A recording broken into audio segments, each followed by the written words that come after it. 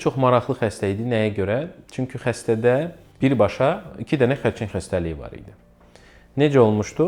Xəstə CD-yə gedəndə CD-ində qan var idi, şikayətlərdən biri.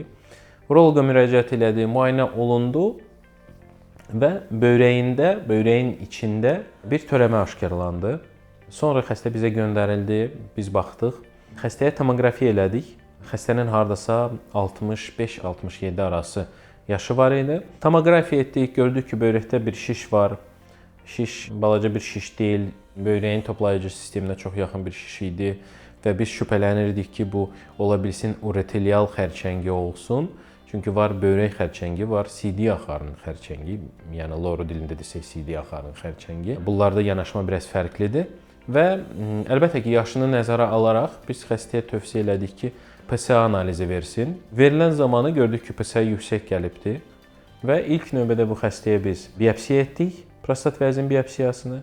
Orada da xərçəng aşkarlandı, prostat vəzi xərçəngi. Yəni xəstədə paralel olaraq 2 dənə xərçəng gedirdi və biz bu xəstəni götürdük, əməliyyat elədik. Laparoskopik olaraq böyrəyini götürdük və prostat vəzisini götürdük. Limfa düyünlərlə bir yerdə, yəni kombinə edilmiş bir əməliyyat olundu.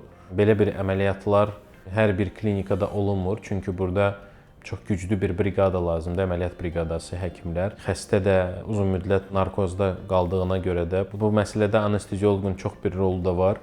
Əlbəttə ki, xəstəni əməliyyat zamanı stabil etmək, müddətinə nəzarət etmək ki, xəstə sonra tez oyansın, problemsiz bu oyanma keçsin. Sonda biz bu əməliyyat etdik və xəstəni eyni bir əməliyyatda 2 dənə xərçəng xəstəliyindən belə deyək də azad etdik. Xəstəmiz əməliyyatdan sonra 4-cü mü ya 3-cü gün öz ayağından evə getdi. Müalicə üsulları minimal invazivdir deyə, yəni ki, laparoskopik, qapalı üsulla keçir deyə, əlbəttə ki, xəstələr üçün bu daha rahatdır və daha da tez reabilitasiya olunurlar, daha tez ayağa dururlar, daha tez dururlar, gəzirlər, ellər. Yaşadığı mühitə, əməliyyatdan qabaq olan həyat tərzinə rahat qayıda bilirlər belə əməliyyatlardan sonra. Bəziləri soruşa bilər ki, 2 dənə xərçəng, bu xəstə necə yaşayacaq, nətər olunacaq?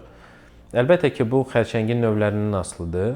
Soruşa bilərsiniz ki, məsəl üçün, hansı xərçəng bunun üçün daha təhlükəli idi həmin momentdə? Deyə bilərəm ki, böyrək xərçəngi daha təhlükəli idi. Amma məsəl üçün, xəstə istədi ki, biz bir zamanda 2 dənə əməliyyat edək. Prostat vəzi xərçəngi daha idarə olunan bir xəstəlikdir. Dərmanla, hansısa müalicə üsulları ilə biz ona təsir göstərə bilərik. Amma böyrək xərçənginə bir müddətə qədər ancaq əməliyyat olar, ondan sonra metastazlar bədənə yayılsa, əlbəttə ki, burada əməliyyat variantları ancaq müəyyən şəkildə oluna bilər. Əlimizdə olan bizim müalicə üsullarımız o qədər də çox deyil. Ona görə xəstənin vəziyyətindən bağlıdır, yəni ümumi vəziyyətindən, yanaşı xəstəliklərlə.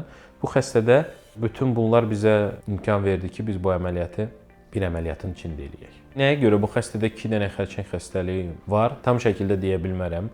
Çünki ola bilsin prostat xərçəngi bunlarda genetik olubdur.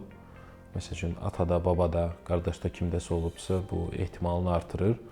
Böyrəklərdə isə, ümumiyyətlə, görsək ki, biz xəstədə 2 dənə xərçəng var, deməli, bu xəstənin immun sistemində hansısa bir problemlər baş verir ki, bu məsələyə gətirib çıxardır. Əslində, bizim immun sistem xərçəngin qarşısını almalıdır, öz-özünə.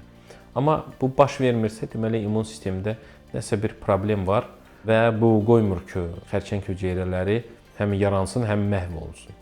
Yəni, qoyur ki, inkişaf etsin. Buna baxmayaraq, biz bu xəstəliklərə təsir göstərə bilirik və bu xəstələr normal düzgün yanaşma olandan sonra, normal üsullar, müalicələr, dərmanlar olunandan sonra bu xəstələr uzun müddətli rahat yaşayırlar. Həyat keyfiyyəti də çox yüksək səviyyədə olur.